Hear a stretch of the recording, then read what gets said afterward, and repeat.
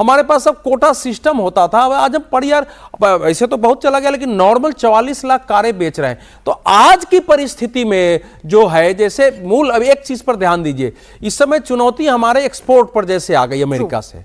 तो एक्सपोर्ट में हमारा क्या है, कपड़ा है, चमड़ा है, ज्वेलरी है, इंजीनियरिंग गुड्स है। यूरोप के साथ हमारा पैक्ट हुआ है और साथ साथ उसमें एक मोबिलिटी पैक्ट हुआ है।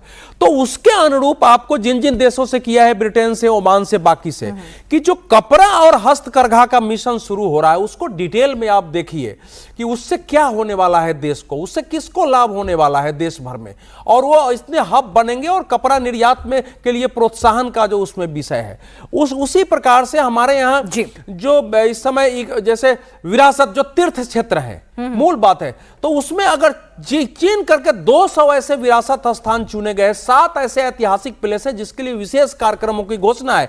बाकी तो है ही है, जो हम रेल कॉरिडोर बना रहे हैं, हाईवेज बना रहे हैं, उसके लिए 20,000 गाइडों की बात हो रही है कि उसको ट्रेनिंग देकर के बनाएंगे।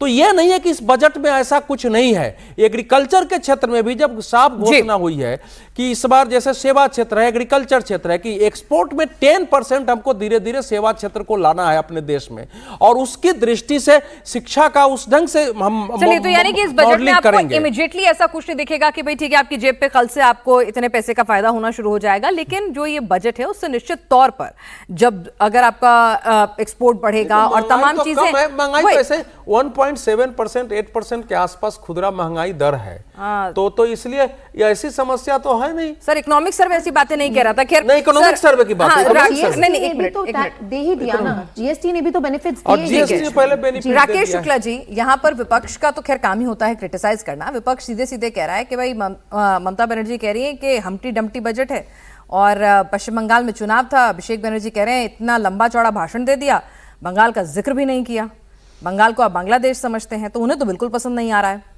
देखिए, पिछले बजट में जब बिहार और आंध्र प्रदेश को दिया गया तो भी आपत्ति उठाई गई थी और आलोचना की गई थी, क्योंकि ये चुनावी राज्य हैं, इसलिए इनको फोकस किया गया है।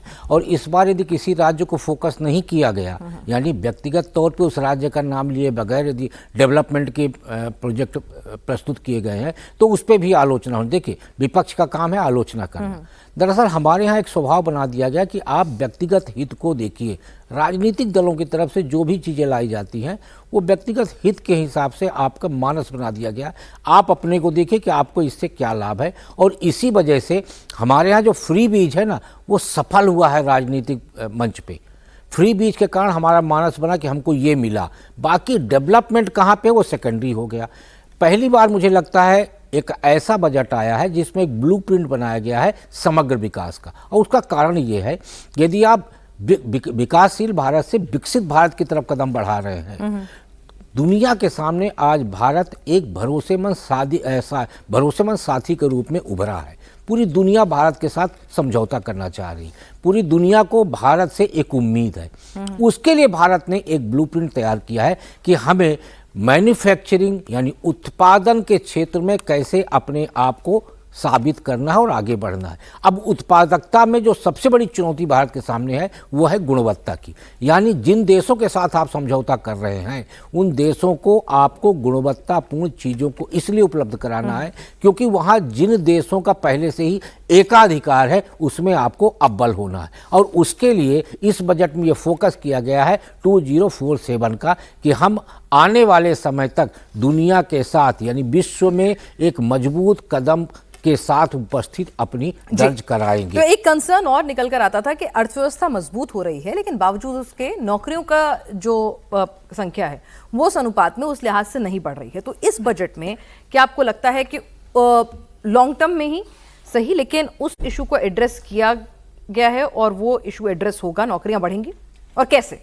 बिल्कुल पिनाज जी, 100% उस चीज को एड्रेस किया गया है। मैं फिर इस सरकार की सराहना करूंगी कि उन्होंने अपनी कमियां छुपाने की इस बार कोई कोशिश नहीं करी है। पॉपुलिस्ट के अलावा वो बिल्कुल इस बात को जान रहे हैं, समझ रहे हैं कि कहां पर क्या, किस क्षेत्र में हम लोग को अभी और बढ़ावा देने की जरूरत है।